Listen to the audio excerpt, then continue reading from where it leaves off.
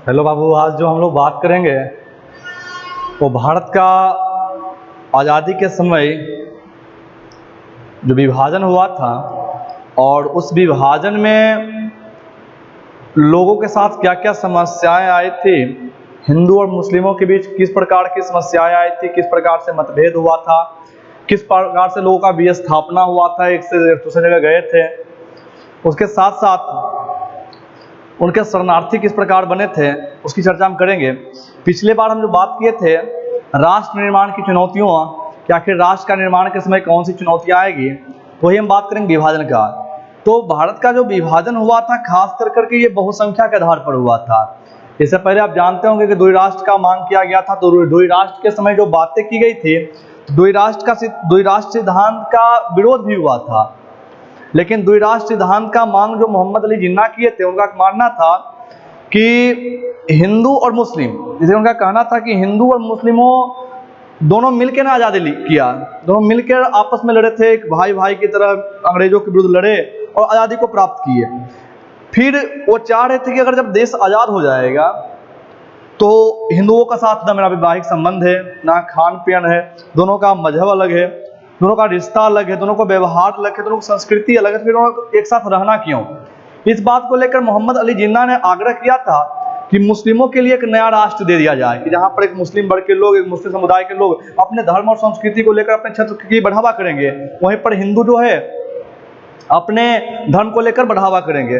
तो मायने कहीं ना कहीं सही था, बस बंटवारे का विभाजन सही से नहीं हुआ, देश का विभाजन सही से नहीं हुआ, जो एक युद्ध की जन्म दे दिया था। तो देखिए विभाजन जो हुआ था, तो ये अब बगल में आप नक्शा देख रहे हैं, पूरे ये भारत का नक्शा है ना, तो ये जो भारत का नक्शा देख रहे हैं, तो यहाँ पर सबसे बड़ी बात हुई थी कि आखिर विभाजन किस आधार पर किया जाएगा, है ना। और सबसे बड़ा प्रश्न था कि आखिर अगर देश बटेगा तो किस आधार पर बटेगा। तो यहाँ पर देश विभाजन का बात किया गया बहुसंख्या के आधार पर, कि जो क्षेत्र मुस्लिमों का अधिक रहेगा वो मुस्लिमों वाला क्षेत्र कहला जाएगा, और जो हिंदुओं का क्षेत्र होगा वो हिंदुस्तान हो जाएगा, मुस्लिमों का क्षेत्र पाकिस्तान हो जाएगा। लेकिन उस समय भारत में कोई खास ऐसा कोई जगह नहीं था जहां मुस्लिम का अधिक समुदाय हो, सब लोग बटे हुए थे, एक साथ रह रहे थे। तो दो भाग था, एक पश्चिमी भाग था भारत के नक्शे, हिंदुस्तान का जो नक्शा था, तो हिंदुस्तान के जो पश्चिमी इलाका था, पश्चिमी इलाकों में मुस्लिमों की काफी संख्या थी, और पूर्वी इलाकों में भी कुछ संख्या बहुसंख्या मुस्लिमों की थी, मुस्लिमों की संख्या थी। तो इस आधार पर जहां मुस्लिमों की अधिक संख्या थी वहां पर पाकिस्तान की बात कर गया था, और जहां पर हिंदू अधिक थे वो भारत की बात कहलाया गया। बहुत सारे प्रांत को फिर जोड़े गए थे। तो इस प्रकार से पाकिस्तान का दो भाग हो गया, एक पश्चिमी पाकिस्तान, एक पूर्वी पाकिस्तान। आगे जाकर यही पूर्वी पाकिस्तान बांग्लादेश का रूप लिया है। तो आगे हम चलते हैं कि आखिर बातें क्या हुई थी, किस प्रकार से विभाजन हुआ था, विभाजन में समस्या क्या आई थी, किस प्रकार से लोग एक जगह से दूसरी जगह गए, इसकी चर्चा हम करते हैं। तो ध्यान दीजिएगा, आपका यहाँ जो प्रश्न है, यहाँ प्रश्न आपका है विभाजन। विभाजन के समय में विस्थापना, मतलब एक जगह से दूसरे जगह जो लोग गए थे उसको समझना है। पुनर्वास, मतलब जब एक जगह एक घर को छोड़कर जब दूसरे घर की ओर गए थे जहां का कोई आवास नहीं था, न कोई ठिकाना था, ठीक ना, कहीं पर वो शरणार्थी बनते, तो आखिर किस प्रकार से वो अपना पुनर्वास, देखिए वास का मतलब होता है जहां से हम वास कर रहे हैं, जहां पर हम आवास से घर है जहां हम रह रहे हैं, अपना जीवन यापन कर रहे हैं। पुनर्वास का मतलब होता है कि उस आवास को छोड़कर किसी दूसरी जगह पर जाकर फिर से हम स्थापना किए थे अपने आवास का। तो विस्थापना को समझेंगे और पुनर्स्थापना को समझेंगे। तो आखिर इस पुनर्स्थापना विस्थापना का कारण क्या था और किस प्रकार से वो अपनी स्थापना पुनर्वास किए थे। तो ध्यान दीजिएगा, पहला लाइन कहता है कि 14 अगस्त और 15 अगस्त 1947 को एक नहीं बल्कि दो राष्ट्र भारत और पाकिस्तान, दो राष्ट्र भारत और पाकिस्तान के रूप में बट गया। अब ध्यान दीजिएगा, पिछली बार बता भी दिए थे हम भारत का विभाजन आधी रात को क्यों हुई थी, है ना। तो जब हिंदुस्तान का जब विभाजन हुआ था तो दो राष्ट्र का निर्माण हुआ, एक भारत का हुआ था और एक पाकिस्तान का हुआ था। तो आपसे प्रश्न रह सकता है कि पाकिस्तान हिंदुस्तान से अलग हुआ था या पाकिस्तान का निर्माण, पाकिस्तान जिसकी स्थापना कब हुई थी, तो 14 अगस्त 1947 को हुआ था। तो 14 अगस्त 15 अगस्त को ये क्या हुआ, दो रूप में बट गया, जिसके फलस्वरूप दोनों देशों के भूभाग को रेखांकित करते हुए सीमा रेखा खींच दी गई। और सबसे बड़ी बात है, जब दो देश का बंटवारा हुआ तो दोनों देशों का अपना एक रेखा बना दिया गया, एक बॉर्डर बना दिया गया कि इसके ये साइड क्या है, भारत है, और इसका साइड क्या है, पाकिस्तान है। मतलब ये मुस्लिमों का इलाका है और एक हिंदुओं का इलाका है। इस प्रकार से विभाजन हो गया। मुस्लिम लीग ने द्विराष्ट्र सिद्धांत की बात कही थी, और मुस्लिम लीग की स्थापना जो हुआ था, मुस्लिम लीग की स्थापना पर प्रश्न भी रहेगा कि मुस्लिम लीग की स्थापना कब हुई थी, आप 10th में भी प्रश्न आया था। तो मुस्लिम लीग की स्थापना 1906 में हुई थी, मैंने लिख दिया, देखिए कितना लिखा है, 1906 में, याद रखिएगा, आप लोग कॉपी में लिख लीजिए कि मुस्लिम लीग की स्थापना कब हुई थी, 1906 में। तो मुस्लिम लीग ने द्विराष्ट्र सिद्धांत की बात की थी। तो द्विराष्ट्र सिद्धांत की बात किसने किया था, तो मुस्लिम लीग ने। किसने किया था, मुस्लिम लीग ने। मुस्लिम लीग ने द्विराष्ट्र सिद्धांत की बात किया था, ठीक है, जिसके प्रमुख नेता मोहम्मद अली जिन्ना थे। आगे कहता है कि कांग्रेस ने द्विराष्ट्र सिद्धांत तथा पाकिस्तान की मांग का विरोध किया। आपको पता है कि कांग्रेस की स्थापना 1885 में ही हो गई थी, 1885 में A.O. ह्यूम ने किया था, है ना। तो द्विराष्ट्र की जब मांग हुआ था, द्विराष्ट्र में सिद्धांत के अनुसार से जब पाकिस्तान की मांग हुआ था, तो इसका विरोध कांग्रेस ने भी किया। किसने किया, कांग्रेस ने किया। सन 1940 के दशक में, 1940 का दशक का मतलब बताया गया 1940 से लेकर करके 50 तक की बात है। दशक 10 साल का होता है, कितने साल का होता है, दशक 10 साल का होता है। तो सन 1940 के दशक में राजनीतिक मोर्चे पर कई बदलाव आए। कांग्रेस और मुस्लिम लीग या मुस्लिम लोग के बीच या मुस्लिम लीग के बीच राजनीतिक प्रतिस्पर्धा तथा ब्रिटिश शासन की भूमिका जैसी कई बातों पर जोर दिया गया। तो कहने का मतलब हुआ 1940 से लेकर 50 के बीच, मतलब 1940 के दशक में बहुत सारे राजनीतिक मोर्चे हुए जिसमें द्विराष्ट्र की मांग हुई, बहुत सारे मुस्लिम लीग की बातें बोली, बहुत सारे ब्रिटिश शासन की भूमिका को निभाया गया। नतीजन जब इतनी बातें हुई तो लोगों ने पाकिस्तान की मांग को मान लिया। क्या लिया, क्या चलो भाई ठीक है, आपकी बातों के अनुसार से, द्विराष्ट्र की मांग के अनुसार से, मुस्लिम लीग की मांग के अनुसार से, मोहम्मद अली जिन्ना की जिद के अनुसार से मैं एक नया राष्ट्र बनाऊंगा, पाकिस्तान को बनाने का कार्य करूंगा। लेकिन कोई नहीं जान रहा था कि पाकिस्तान जब बटेगा, देश का विभाजन होगा, तो इस प्रकार से तबाही मच जाएगी देशों में, है ना। तो किस प्रकार से तबाही मची थी, तो कहता है हिंदुस्तान की विभाजन की प्रक्रिया किस प्रकार हुई थी। तो हम बात कर रहे थे कि द्विराष्ट्र विभाजन की बात हुई, लेकिन विभाजन की प्रक्रिया किस प्रकार से हुई थी, किस प्रकार की बातों को लाया गया, ध्यान दीजिए। फैसला हुआ कि अब तक जिस भूभाग को इंडिया का नाम से जाना जाता था, है ना, उसे भारत और पाकिस्तान के नाम के दो देशों के बीच बांटा जाएगा। तो बताया गया कि जो इंडिया है, जो इंडिया उसको सिर्फ इंडिया नहीं बल्कि दो नाम से जाना जाएगा, एक भारत और पाकिस्तान के नाम से बांटा जाएगा, जहां पर दोनों की अपनी खुद की एक सीमा होगी। और सबसे बड़ी बात है, यह विभाजन जो था दर्दनाक तो था ही, इस पर फैसला करना और अमल करना और भी कठिन था। और सबसे बड़ी बात है कि देखिए, भाई भाई में बंटवारा होता तो दर्द भरी कहानी हो जाती है, और यहाँ एक देश की बंटवारा था। लोग एक घर को छोड़कर दूसरे घर में जाना चाह रहे थे, तो उस घर के साथ उनकी यादें छूट रही थी, उनका परिवार छूट रहा था, उनका पड़ोसी छूट रहा था, है ना। मतलब आप मुस्लिम हैं, आप ये हिंदू है, और ये हिंदू दूसरे जगह जा रहे हैं, उनका पड़ोसी छूट रहा था, उनका पूरा परिवार छूट रहा था। परिवार के साथ साथ उनका जो वो घर छोड़ रहे थे, उनके घर से बहुत सारे रिश्ते टूट रहे थे, है ना। बहुत सारे सपने सजाए थे, उस घर में अपने बहन बेटी का विवाह किए थे, बच्चे का जन्म किए थे, लोग अपना जन्म स्थान छोड़ रहे थे। इस प्रकार की बातों को छोड़ना कितना कष्टदायक होता है। एक बेटी जब अपने घर को छोड़ती है तो बहुत दर्द भरी कहानी हो जाती है। तो बताइए, तो एक व्यक्ति पूरा परिवार एक घर को छोड़ रहा है, एक जगह को छोड़ रहा है, कितनी दर्द भरी घटना हुई होगी। तय किया गया कि धार्मिक बहुसंख्या को विभाजन का आधार बनाया जाएगा। लेकिन बात जब हुआ कि आखिर विभाजन जो हिंदुस्तान और पाकिस्तान का करेंगे या भारत और पाकिस्तान का करेंगे, किस आधार पर करेंगे। आपसे प्रश्न भी रहेगा कि भारत या पाकिस्तान का विभाजन किस आधार पर किया गया। तो भारत और पाकिस्तान का जो विभाजन किया गया था वो धार्मिक बहुसंख्या के आधार पर किया गया था। किस आधार पर किया गया था, तो धार्मिक बहुसंख्या के आधार पर जो है भारत और हिंदुस्तान का विभाजन किया गया था या किया जाएगा। इसके मायने ये थे कि जिन इलाकों में मुसलमान बहुसंख्यक थे, मतलब जिन इलाकों में मुसलमान ज्यादा हैं, वो इलाके पाकिस्तान के भूभाग होंगे और शेष हिस्से भारत के कहलाएंगे। अब पूछा गया कि भाई आपको कितना हम दे दें। बोला कि भाई हमको देना नहीं है, जिस इलाका में मुस्लिम है वो पाकिस्तान हो जाएगा और जो बचेगा वो भारत हो जाएगा, है ना। ब्रिटिश इंडिया में कोई एक भी इलाका ऐसा नहीं था जहां मुसलमान बहुसंख्यक थे। अब ब्रिटिश इंडिया का मतलब होता है कि वो इंडिया, ठीक ना, जहां पर ब्रिटिश शासन कर रही थी। तो ब्रिटिश जब शासन कर रही थी तो ब्रिटिश शासन में कोई भी ऐसा इलाका नहीं था जहां मुसलमान क्या थे, बहुसंख्यक थे।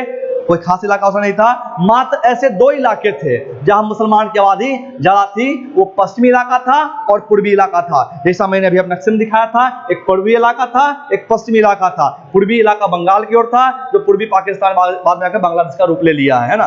प्रश्न रहेगा कि बांग्लादेश का निर्माण कैसे हुआ? तो बांग्लादेश जो है निर्माण नहीं, बांग्लादेश जो है वो पूर्वी पाकिस्तान से बना है। लेकिन खान अब्दुल गफर खान पश्चिमोत्तर सीमा प्रांत के नेता थे। उनकी प्रसिद्धि सीमांत गांधी के रूप में की थी। वे द्विराष्ट्र सिद्धांत में एकदम खिलाफ रखते थे। तो आपसे प्रश्न रहेगा कि द्विराष्ट्र सिद्धांत के एकदम खिलाफ कौन थे? तो खान अब्दुल गफर खान, है ना। विभाजन कर करके कोई शक्ति प्रदान नहीं कर सकता है। शक्ति कब मिलती है? शक्ति एकजुट होने से मिलती है। बोला कि जो दुनिया एक दूसरे को जोड़ने में लगा हुआ है ना, दुनिया क्या है? एक दूसरे को जोड़ने में लगा हुआ है, और हम देश को तोड़ने में लगेंगे, ये अच्छी चीज नहीं है। और जहां धर्म की बात आएगी, विभाजन होगा, वहां पर युद्ध हो जाएगा। तो इस द्विराष्ट्र सिद्धांत का विरोध करने वाले कौन थे? तो खान अब्दुल गफर खान थे। याद रखिएगा कि इनका प्रसिद्धि सीमांत गांधी के रूप में दिया जाता है। तो आगे ध्यान दीजिएगा कि खान अब्दुल गफर खान की आवाज को लेकर अनदेखी कर दिया गया। देखिए बात क्या होती है कि सत्य और असत्य की, कुछ लोग जो होते हैं जिद बन जाते हैं, है ना, तो उस समय क्या होती है, बुराई को ही लोग आगे बढ़ाना शुरू कर देते हैं। तो खान अब्दुल गफर खान की आवाज की अनदेखी की गई और पश्चिमोत्तर सीमा प्रांत को पाकिस्तान में शामिल मान लिया गया कि पश्चिमी भाग क्या है, ये पाकिस्तान हो जाएगा, कोई दिक्कत नहीं।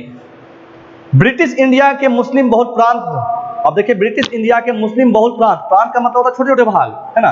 कुछ छोटे छोटे ऐसे भाग थे जहां मुस्लिमों की संख्या अधिक थी, जैसे पंजाब हो गया, बंगाल में अनेक हिस्से बहुसंख्यक गैर मुस्लिम आबादी थी। अब गैर मुस्लिम आबादी का मतलब हुआ कि मुस्लिम के साथ साथ गैर मुस्लिम, जैसे मतलब पारसी हो गया, बौद्ध हो गए, जैन हो गए, अलग अलग हो गए थे। ऐसा बात भी कहा गया था कि अगर हिंदू ने लड़ा, मुस्लिम ने लड़ा, तो सिख भी, है ना, सिख भी अधिक मात्रा में अपना योगदान दिया देश के आज़ादी में। तो सिखों के अनुसार मांगा था, सिखों वाला कि अगर आप मुस्लिमों को पाकिस्तान दे रहे हैं तो सिख को सिखिस्तान दीजिए। तब अगर हर एक जात हर एक धर्म पर हम बंटवारा करना शुरू कर देंगे तो देश देश नहीं गांव बन जाएगा, क्या है ना, देश देश नहीं गांव बन जाएगा। अब ऐसा भी बात बताया गया था इतिहास में कि ये भीमराव अम्बेडकर जो थे गांधी जी से बोले कि देखिए भाई हम दो थे, ये बहुत भूमिका निभाए हैं, तो क्या कीजिए आप एक दलितों के लिए एक नया राष्ट्र बना दीजिए। तो महात्मा गांधी उसको समझाए कि देख भाई तुम हर एक चीज को तोड़ना शुरू कर दोगे, ये देश काफी कमजोर हो जाएगा।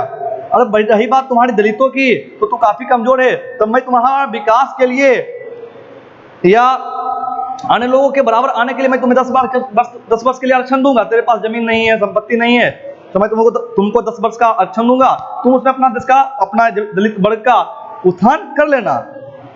तो यहां ध्यान दीजिएगा, ब्रिटिश इंडिया की बात कर रहे थे कि ब्रिटिश इंडिया के मुस्लिम बहुल प्रांत पंजाब और पाकिस्तान के अनेक हिस्से बहुसंख्यक गैर मुस्लिम आबादी वाले थे।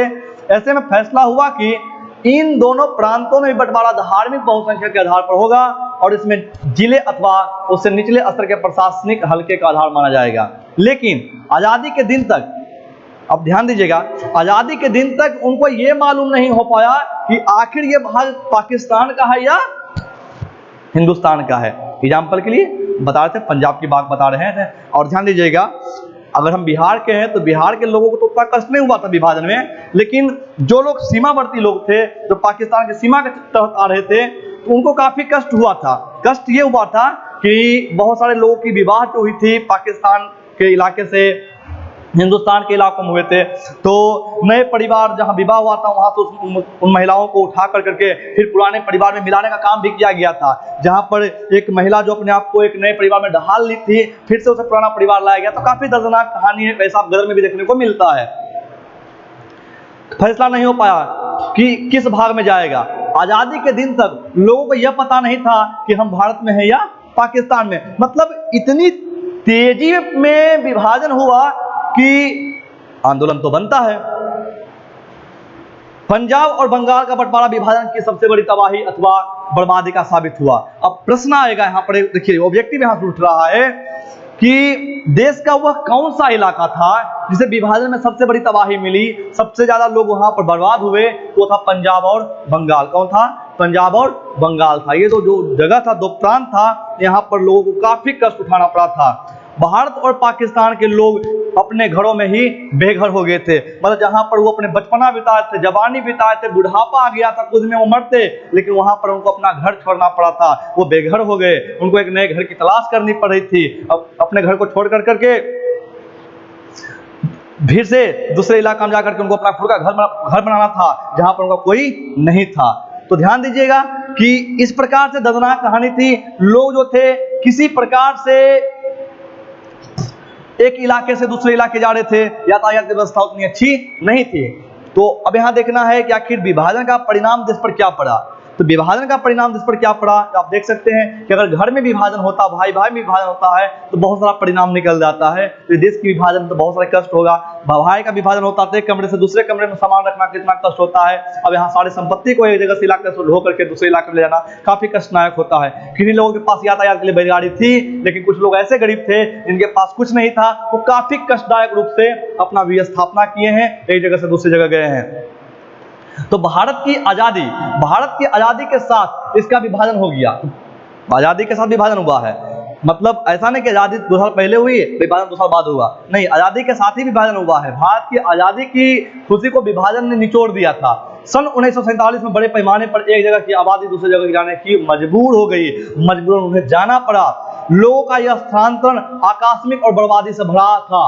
और ध्यान दीजिएगा, ये स्थानांतरण जो था, एक जगह से दूसरी जगह जाना, मानव तो एक जगह से दूसरी जगह जाता है रोजगार की खोज में, अच्छे आवास की खोज में, अच्छी शिक्षा की खोज में, लेकिन यहाँ यह स्थानांतरण एक आकस्मिक था और जो बर्बादी से भरा था। मानव इतिहास का यह सबसे बड़ा आवास स्थानांतरण साबित होता है। ऐसा किसी भी देश में देखने को नहीं मिला, ठीक ना। तो प्रश्न ऐसा भी रह सकता है कि इतिहास का सबसे बड़ा आवास स्थानांतरण कब साबित हुआ था। तो भारत और पाकिस्तान का विभाजन जो था सबसे बड़ा आवास स्थानांतरण का एक उदाहरण है।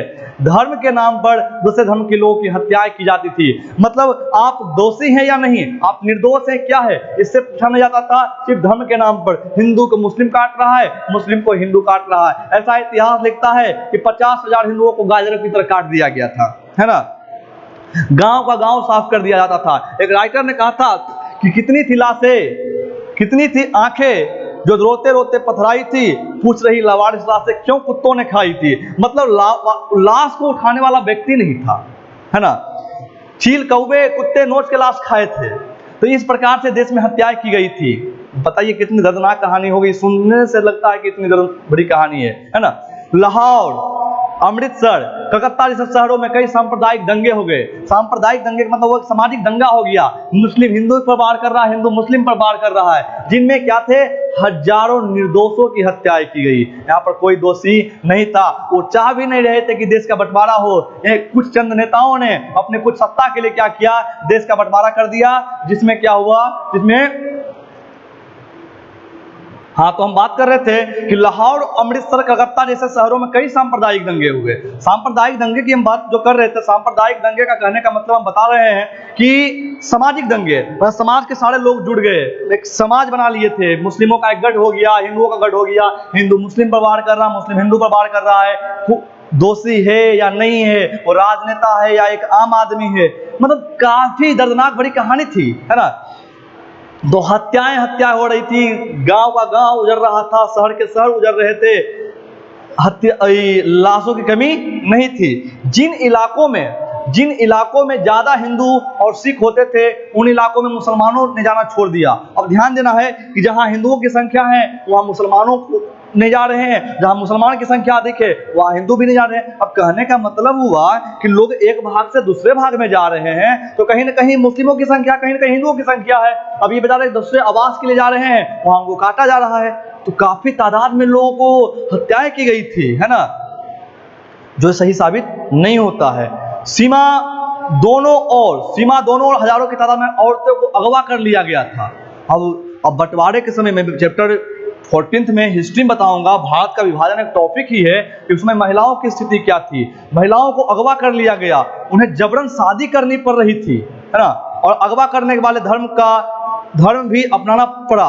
अब ध्यान दीजिएगा, हिंदू मुस्लिम औरतों के साथ गलत कर रहा है, मुस्लिम के औरतों के साथ हिंदू कर रहा है, मतलब या नवीन परिवार से पुराने परिवार को खींचा जा रहा है। ऐसा कहा जाता है कि बहुत सारे महिलाओं ने कुएं में कूदकर जान दे दिया था। बहुत सारे परिवार के लोग ने अपनी इज्जत बचाने के लिए अपने बहन बेटियों को क्या किए थे, दवा खिला करके मार दिए थे। मतलब किसी प्रकार एक दर्दनाक कहानी है। देखिए ध्यान दीजिएगा, एक बात को आज की मैं लड़कियों के लिए बताता हूँ, महिलाओं के लिए बताता हूँ कि आप अपने अस्तित्व को बचाने के लिए महिलाएं सती प्रथा अपना ली थी। मतलब एक मुस्लिम से बचने के लिए या किसी दूसरे जात धर्म के लोगों से बचने के लिए अपने आप को जला देती थी। लेकिन आज के महिलाओं को हम क्या देख रहे हैं, आज के लड़कियों को क्या देख रहे हैं, समझ नहीं आ रहा है। मतलब प्यार मोहब्बत में इतनी पड़ गई कि अपने जाति धर्म को छोड़ देती है, और उसको बचाने के लिए लोग ना जाने कितने कर्म किए थे, है ना। इसको सोचिए, अपने इतिहास को पढ़िए, अपने संस्कृति को बचाइए, है ना, अपने माँ बाप को इज्जत को बचाइए। लेकिन इस बच्चे को तभी ये जानकारी मिलेगी जब वो इतिहास से संबंधित, समाज से संबंधित बातों को पढ़ेंगे। लेकिन लोग विज्ञान के क्षेत्र में इतना आगे बढ़ चुके हैं कि अपने समाज के अस्तित्व को भूल गए हैं। ठीक, छोड़िए, हमको मेन पॉइंट पे चलते हैं। उन्हें जबरन शादी करनी पड़ी, अगवा किया जा रहा था, मतलब हिंदू की महिलाओं को मुस्लिम जबरन शादी कर रहा है, किसी प्रकार से महिलाओं को अपनी अस्तित्व को बचा रही है। बहुत से लोगों ने अपने परिवार और कुल की इज्जत बचाने के नाम पर घर की बहू बेटियों को मार डाला। बहुत से बच्चे अपने माँ बाप से बिछड़ गए। अब दंगे में बहुत सारे बच्चे बिछड़ गए, बहुत सारे बच्चे अनाथ हो गए, बहुत सारे बूढ़ों की लाठियां टूट गई। लाठियां मतलब वो बहुत सारे बूढ़े ऐसे थे जिनके जवान बेटे मर गए। बहुत दर्दनाक कहानी थी एक जिन्ना के द्विराष्ट्र के सिद्धांत को लेकर करके। ध्यान देना है, जो लोग सीमा पार करने में किसी तरह सफल रहे, अब ध्यान देना है कि कोई लोग ने किसी प्रकार से जान बचा करके मुस्लिम इलाका छोड़ करके हिंदू इलाका में आ गए, लेकिन उनको रहने का स्थान नहीं मिल रहा था। जो लोग सीमा पार करने में किसी तरह सफल रहे, उन्हें पाया कि वो अब बेठिकाना हो गए हैं। रुके तो रुके कहाँ, इन लाखों शरणार्थियों के लिए देश की आजादी का मतलब था महीनों या सालों तक किसी शरणार्थी शिविर में जिंदगी काटना। अब बताइए, वो आजादी किस काम की, उससे ज्यादा ब्रिटिश का शासन था।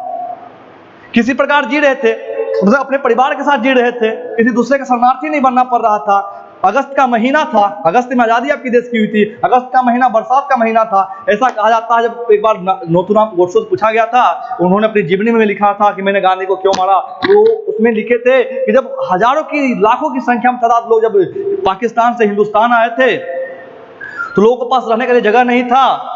कुछ लोग मंदिर में रुके, कुछ मस्जिदों में रखे थे। तो बहुत सारे मुस्लिमों के नेता ने ऐसा बात किया था इंडिया में कि एक हिंदू जो है मस्जिद में नहीं शरणार्थी बनेगा, मस्जिद में नहीं रुकेगा। तो महीनों बरसात का महीना था, और बरसात के महीनों लोग कहाँ सड़क पर खड़ा होते। बहुत सारे बच्चे 2-2 दिन 3-3 दिन तक क्या थे, ठिठुर रहे थे, कहाँ, पानी में।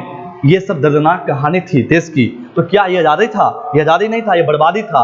भारत और पाकिस्तान के लेखकों एवं कवियों ने बहुत सारे कविताएं एवं फिल्मों की रचना किया इस बात पर लेकर के। आप गदर को देख सकते हैं, गदर खास करके काफी चर्चित हुई थी इस चीज को लेकर, आजादी को लेकर के।